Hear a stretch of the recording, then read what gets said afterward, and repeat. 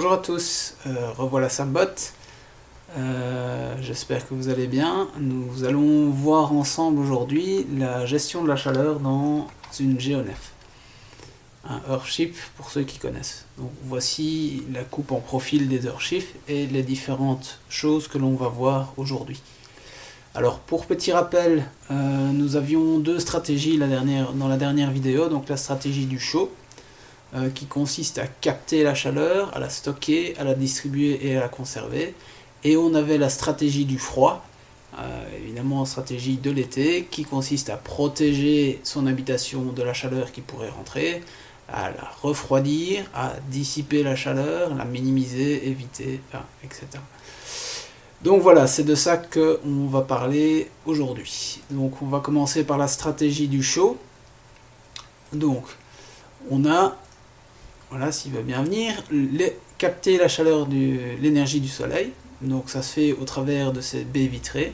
Un Earthship est constitué d'une serre bioclimatique qui est mise devant une habitation, et avec une certaine inclinaison qui permet au soleil d'hiver de rentrer à travers les fenêtres, la première série de fenêtres et la deuxième série de fenêtres, et à venir chauffer ainsi la pièce. Donc il va capter la chaleur, il va la conserver. Il va la conserver comment? En fait, il va accumuler l'énergie dans des murs grâce à l'inertie des matériaux qui composent ces murs ou ce sol, et à la couleur de ces matériaux aussi. On en parlera dans une prochaine vidéo. Une fois que cette énergie a été emmagasinée, elle peut être réutilisée. Et ça se fait comment? Ça se fait tout simplement, donc elle a été stockée évidemment, et elle va être réutilisée la nuit par exemple, une fois que la température commence à diminuer, et que la température à l'intérieur de la pièce commence à diminuer en dessous de la température de l'accumulateur inertiel. À ce moment-là, celui-ci va commencer à rayonner et à diffuser sa chaleur. De telle manière, le très bon exemple, le soir, un soir d'été, quand vous êtes contre un mur qui a été au soleil toute la journée, il va rediffuser la chaleur qu'il a emmagasinée dès que la température autour de lui va commencer à diminuer. Et il va être rayonnant ce mur. Donc c'est une chaleur qui est quand même relativement agréable lorsqu'elle n'est pas trop chaude évidemment. Mais ici, bon, ce n'est pas le cas. Et ça permet de distribuer cette chaleur. Alors, la chaleur qui va être créée en journée, elle va créer une convection, en fait, une convection naturelle. Donc l'air chaud monte, l'air froid descend, etc. Ça, on l'avait déjà vu. Voilà, alors, on va revenir en arrière. Donc, au niveau de la stratégie du chaud, on a parlé de distribuer... On a parlé de stocker, conserver, voilà. La conserver, ça va se faire comment? Et ici, on voit des murs. Ces murs sont censés être isolés, de telle manière à empêcher l'accumulateur inertiel de pouvoir transférer son énergie vers l'extérieur. Donc, on isole convenablement son logement, de telle manière à toute l'énergie qui est emmagasinée dans les accumulateurs inertiels, ça peut être des murs en béton, ça peut être des murs en paille, en terre. La paille est plutôt isolante, mais si on fait un terre-paille par exemple, ou des murs en briques crues, etc., là ça fonctionne même très bien. Conserver, stocker, voilà, on en a parlé, distribuer. Voilà, on va passer, donc ça c'était pour la stratégie du chaud au niveau de la GeoNef, donc tout ce qui se passe en hiver, et à la mi-saison, quand il ne fait pas encore très chaud à l'extérieur, c'est comme ça que c'est censé fonctionner. La redistribution. Alors maintenant on va passer à la stratégie du froid, par laquelle j'arrive. Donc l'inertie, on voit ici, elle est symbolisée en bleu, dans les murs et dans les sols.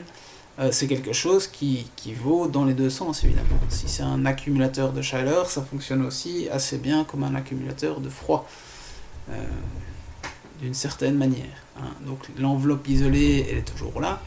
Donc ceci est vraiment la partie isolée de la maison. Ceci est une deuxième partie qui est beaucoup moins isolée. Elle est prévue pour laisser, vous allez voir, Donc la stratégie du froid en fait, on a une coupure ici, on a une serre ici qui va chauffer. Ouais. Alors on va se protéger, on voit ici une petite casquette, de telle manière à ce que le rayon du soleil rentre dans la première serre mais est incapable de rentrer dans l'habitation elle-même.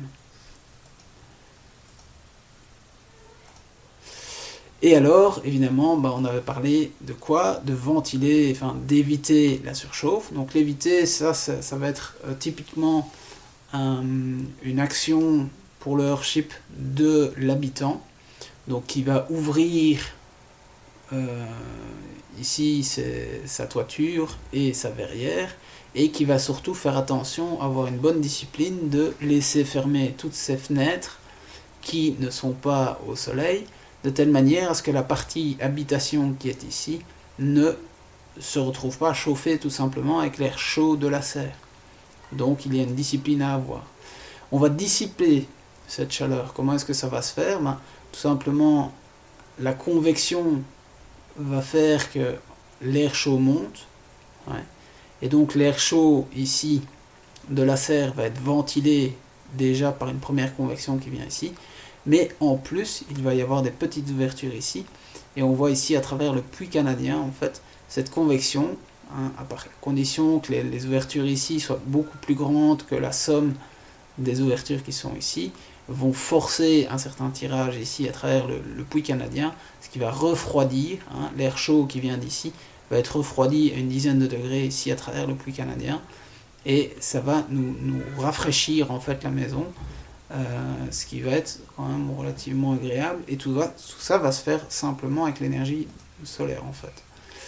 Donc voilà, ça c'était le point refroidir, dissiper, j'en ai parlé, ici l'ouverture des ouvrants en fait, tout simplement. Donc voilà. Alors voilà, on est déjà à la fin de la petite vidéo. Donc pour la prochaine vidéo, je comptais parler de l'inertie du bâtiment. Voilà, n'hésitez pas à venir me rejoindre sur Facebook. Je vais commencer à partager, j'avance sur mes projets tout doucement, j'ai plein de choses qui changent dans ma vie. Les choses sont en train de se mettre en place convenablement, et il y a un projet qui va arriver avant même, un projet de rénovation qui va arriver avant même mon projet de construction.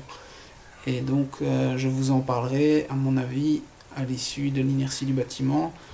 D'ici la fin octobre on en saura un peu plus, et je commencerai à agencer mon planning pour l'année prochaine, et donc aussi les vidéos qui suivront. Voilà, je vous souhaite une bonne soirée, au revoir.